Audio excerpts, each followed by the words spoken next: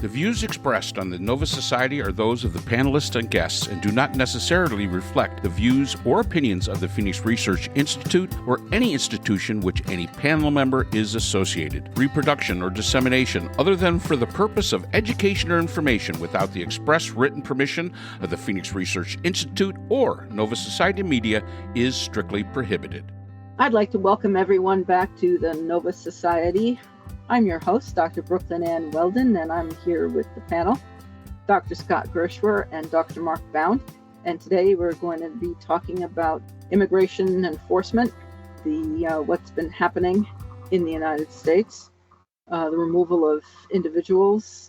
Today is, as we're recording this, today is Wednesday, the 12th of February, 2025. And in the news, the removal of individuals that was caught on security cameras, and no one knows who the people doing the removal, the identities of those doing the removal, no one knows who they were, and no one knows where the individuals were taken. We're looking for any updates or information, and this would be an opportunity for you, our listeners. If you have any information, you can email us or text us. We would love to hear from you. Anything that you know would be helpful. So, Mark, Scott, what do you have? There's a lot of different ways to look at what's going on right now with immigration, but I think the one that I think is probably most interesting to anybody listening to this podcast is that, if you remember, Trump had promised that he was going to remove millions and millions of immigrants in mass deportations, and actually, if you do the math, would need to deport 2,700 immigrants every day to get to 1 million in a year. Okay. Has not gotten close to that. And it really doesn't seem like they're going to get there, because Tom Homan's ICE people keep arresting Puerto Ricans and Native Americans and people who are citizens, and they've had to release a large number of people that they've, detained. And the most, I think, the highest single day since inauguration was 1,100, which is not even half of what they would need to get to 1 million people. So they're failing, and it might be because they so exaggerated the numbers of illegal immigrants here that they assumed that they would be able to find them easily, but they're not having success doing that. For example, in Colorado, if you remember, during, I think it was in the interim period or maybe just before the election, there was this Venezuelan gang that supposedly took over a housing development or a building or something like that there, right? I'm not going to say this correctly, but it's Tren de Aragua is this Venezuelan gang, okay? So Homan last weekend conducted a raid that was intended to target 100 members of this gang. They made a lot of noise. They arrested a lot of people. They were caught on camera quite a bit.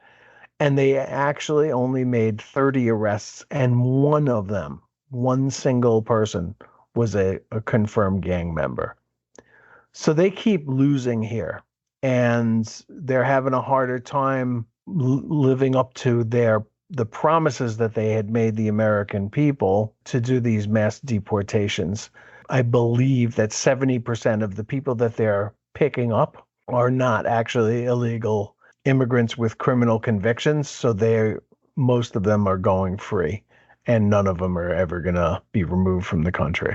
I mean, this isn't something that hasn't been tried before, first of all, but, we were talking in the last, short-term thinking versus long-term thinking. And I think that what we're looking at is, a slogan sounds good. As Scott says, he'd have to deport so many people a day to be able to catch up to the numbers that he wants to catch to. So the slogan sounds all well and great. It's sort of like "Make America Great Again." Sounds fine. Of course, when I think about it, I think, gee, I didn't know it was that bad in the beginning. But there's a difference between a slogan and actually making something happen. And we talked about this before the election was over with, before Trump was elected in, the amount of logistical issues that they were going to be facing with this attempt at mass deportation and the impact that might have. And as I say, one of the last episodes that we were talking about short-term versus long-term thinking. And this is one of those cases where the short-term thinking of a slogan and what might sound like a great idea, which logistically is very difficult to pull off, long-term is going to hurt you. But the problem with Trump supporters are they don't look at long-term. They only look at the short-term. And then they see benefits to themselves that don't exist.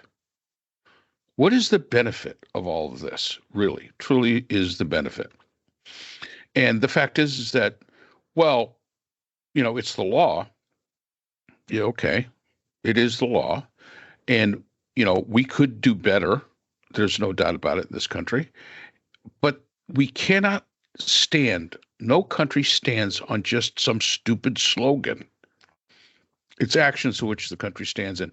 I mean, I am so tired of people saying, well, these immigrants are doing this, these immigrants are doing that, this, that, and the other.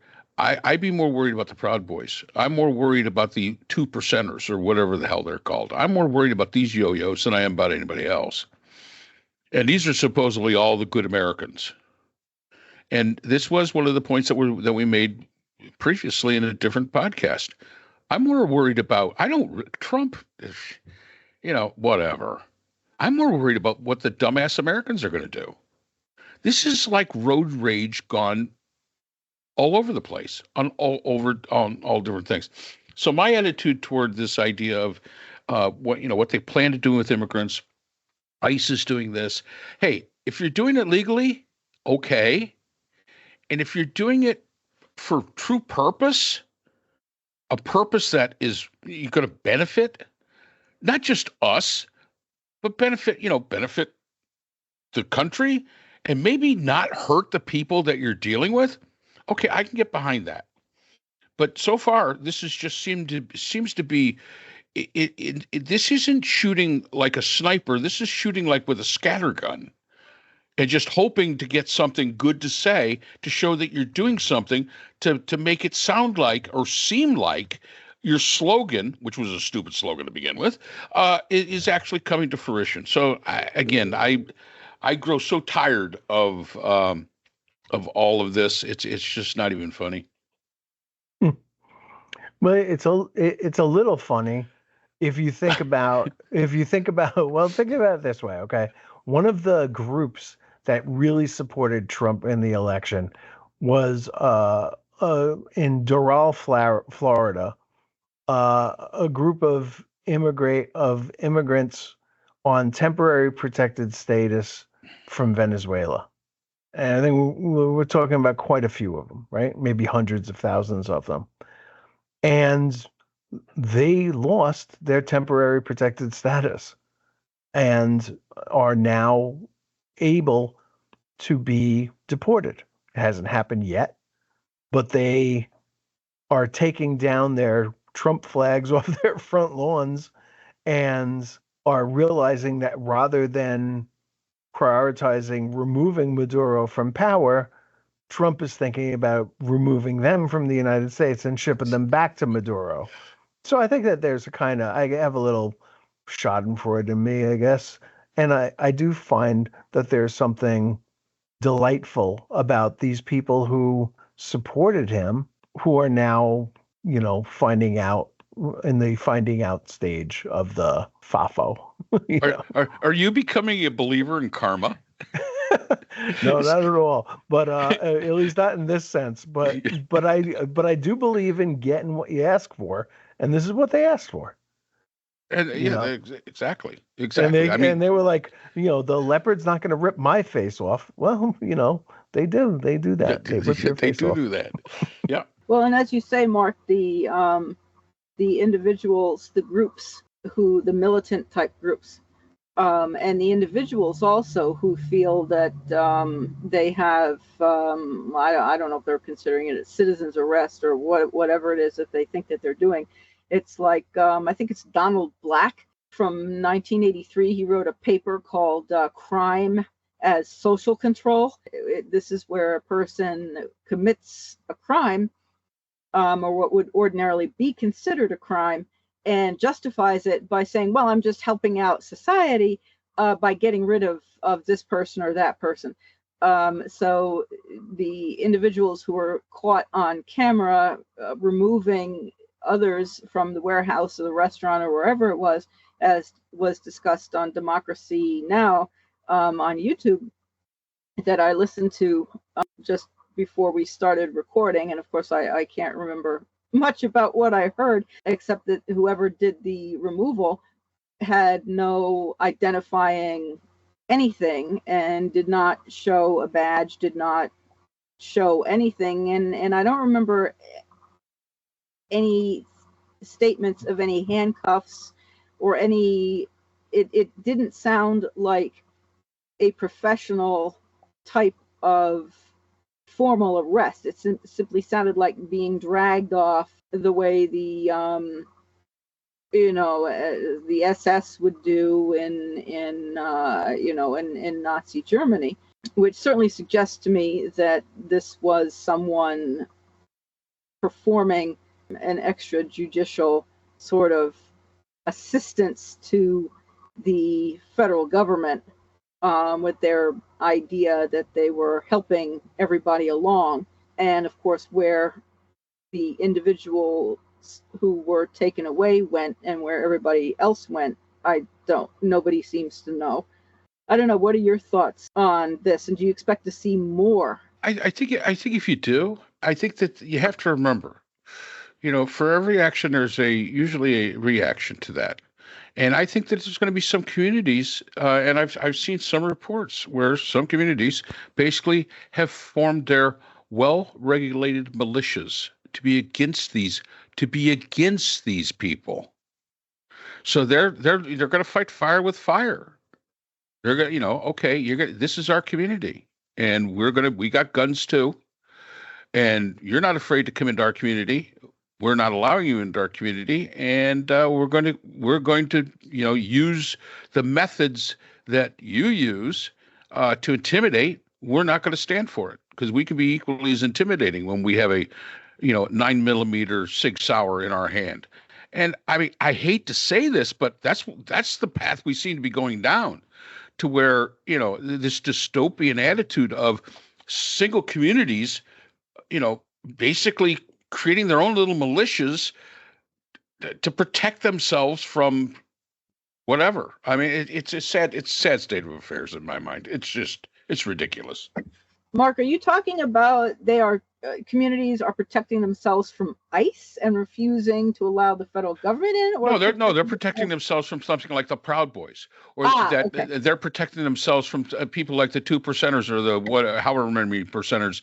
2% is about their brain size, but that's what we're talking about. Is and these communities, and if ICE, and I'm not saying it could happen, but it could very well easily happen that they stand up against the tyranny of the government.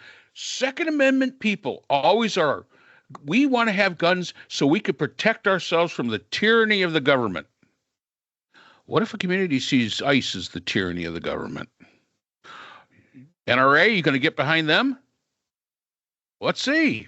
Let's see if you're if you're walking the walk and not just talking the talk, because there's some communities that are beginning to say, no, enough. We won't be putting up with it. And ICE might be one of those agencies that are put on notice. We aren't going to do it. So we're going to be stuck with an awful lot of Branch Davidians and Wacos and things like that. But I think you're going to see entire communities possibly band together and say, no, we're not going to be pushed around by the Proud Boys, the dumb percenters, the gravy seals, because of course all they do is, they got gravy. They couldn't make it up 3 flights of stairs as they had to. We're not going to do that anymore. And if ICE is coming in here to our community and disrupting it in a way that we don't like, hey, that's what the Second Amendment is about. A well-regulated militia to supposedly keep from the tyranny of your government. So, hey, something to think about. Scott, what do you think? He thinks we beat that to death. Yes, I do. I was willing to give Mark the last word on that one. Let's just keep it like that. I have nothing to add to that. Alrighty. Well, I guess we'll see, and it makes sense. And that's a show. And that's the show. And that's our show for tonight. Alrighty. And thank you both.